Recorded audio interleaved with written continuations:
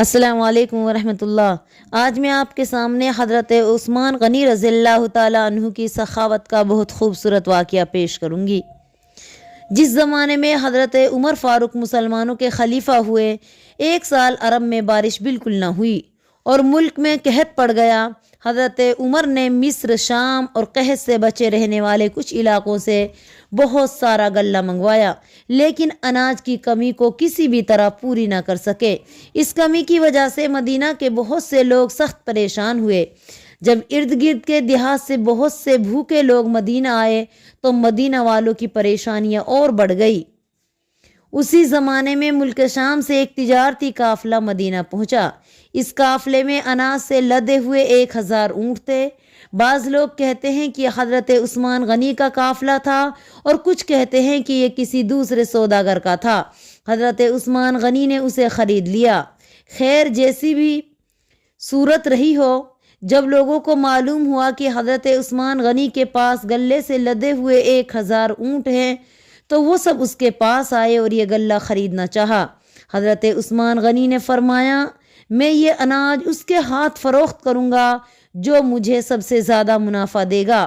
کچھ لوگوں نے اس اناج کی قیمت لگائی جس سے حضرت عثمان غنی کو 5 گنا منافع مل رہا تھا، لیکن انہوں نے اس قیمت پر غلہ بیچنا منظور نہ کیا اور فرمایا، میں کم از کم 10 گنا منافع لینا چاہتا ہوں۔ کسی کو اتنا منافع دینے کی ہمت نہ پڑی اور وہ سب مایوس ہو کے چلے گئے۔ ان کے جانے کے بعد حضرت عثمان غنی نے اعلان کر دیا کہ جس شخص کو جتنا اناج کی ضرورت ہے وہ آئے اور مفت میں لے جائے۔ یہ اعلان سنتے ہی حاجت مند لوگوں کا تانتا بند گیا اور دیکھتے ہی دیکھتے سارا اناج ختم ہو گیا۔ اب لوگ حضرت عثمان غنی رضی اللہ تعالیٰ عنہ کے پاس آئے اور ان سے کہا کہ آپ تو کہتے تھے کہ میں یہ اناج 10 گنے منافع پر بیچوں گا، لیکن اب آپ نے سارا اناج مفت تقسیم کر دیا ہے، اس کی کیا وجہ ہے؟ حضرت عثمان غنی رضی اللہ تعالیٰ عنہ نے فرمایا، اللہ تعالیٰ کا وعدہ ہے کہ وہ 1 نیکی کے بدلے میں 10 نیکیوں کا ثواب دے گا، اس لیے میں نے یہ اناج اللہ کے نام پر اس کے حاجت مند بندوں میں تقسیم کر دیا ہے۔ مجھے یقین ہے کہ اللہ تعالیٰ میرے خرچ کیے ہوئے 1 درہم کے بدلے میں 10 درہم خرچ کرنے کا ثواب دے گا۔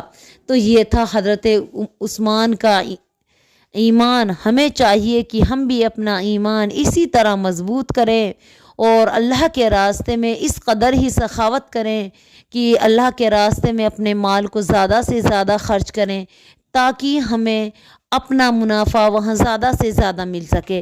اللہ تعالیٰ خود کہتا ہے کہ انسان جو بھی میرے راستے میں خرچ کرتا ہے میں اس کو اسی طرح بڑھاتا ہوں جس طرح گیہوں کی بالی، یعنی ہم کھیت میں تھوڑا گیہوں ڈالتے ہیں اور جب فصل پک کے تیار ہو جاتی ہے تو ہم بہت سا اناج اس سے لے کے آتے ہیں۔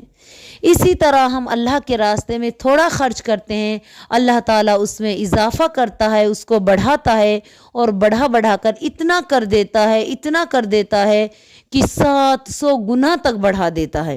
تو ہمیں اللہ کے راستے میں خرچ کرنا چاہیے، کیونکہ اللہ تعالیٰ کہتا ہے وَقْرِضُ اللَّهُ قَرْضًا حَسَنًا، کہ جو تم خرچ کر رہے ہو وہ ایک قرض ہے میرے ذمہ اور وہ بھی بڑا قرض ہے، میں اس کو بڑھا کے دوں گا۔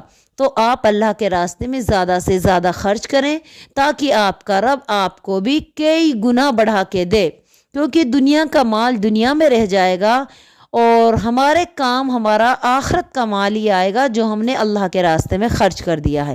ہمیں چاہیے کہ ہم اللہ کے راستے میں زیادہ سے زیادہ اپنا مال خرچ کریں اور اللہ کی عبادات کریں۔ انشاءاللہ تعالیٰ قیامت کے دن یہی چیز ہمارے کام آئے گی۔